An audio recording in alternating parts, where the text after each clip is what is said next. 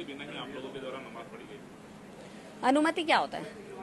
मैं इतने पूरी इंदौर की मीडिया वहाँ बैठी थी, उनके सामने मैंने उनको बता के गई। मैंने सभापति जी से बोला, सभापति जी 1:30 बज गए हैं, जुम्मे का दिन है, मुझे नमाज पढ़ना है।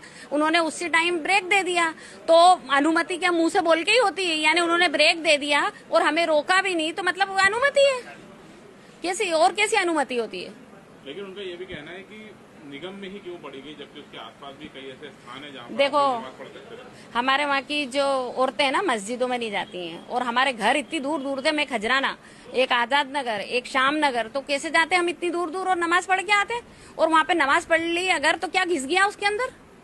क्या घिस गया? कि जमीन घिस गई कि क्या हो गया? क्योंकि वो नमाज के नीचे हम बम लेके बैठे थे कि नगर निगम उड़ाने वाले थे, कि महापौर जी को उड़ाने वाले थे, कि सभापति को उड़ाने वाले थे? क्या करने वाले थे हम? पढ़ ली तो पढ़ ली।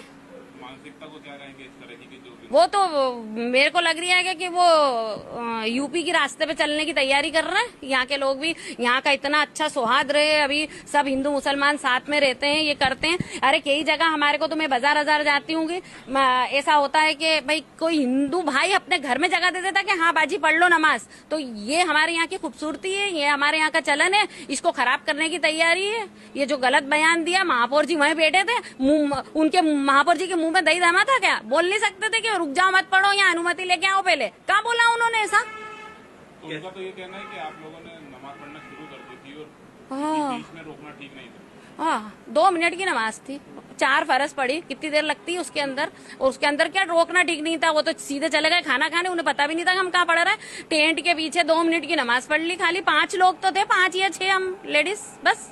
तो उसमें मतलब गलत क्या हो गया यार? मैं मुद्दा बनाया जा रही है तो क्या ना कि ऐसा करो, वहाँ पे जाओ और रिवर्स नमाज पढ़वा लो, उल्टी वापस हो जाएगी नमाज के ना। या फिर क्या करो, क्या मतलब, या फांसी लगा दो, हमारे को चढ़वा दो, जाओ रुबीना खान को फांसी दिलवा दो कि ना नमाज पढ़ ली, उन्हें बहुत बड़ा गुनाह कर दिया। यानी कितना बड़ा, मतलब कत्ल से भी बड़ा गुनाह कर दिया, नमाज पढ़ ली। अरे अपने धर्म की आजादी तो सबको है ना, नमाज ही तो पढ़ी, दुआ मांगी, तुम्हारे लिए भी दुआ मांगी, शहर के लिए भी दुआ मांगी कि भैया शहर जो हमारा जो बचे हुए काम है अच्छे हो जाए उसके अंदर।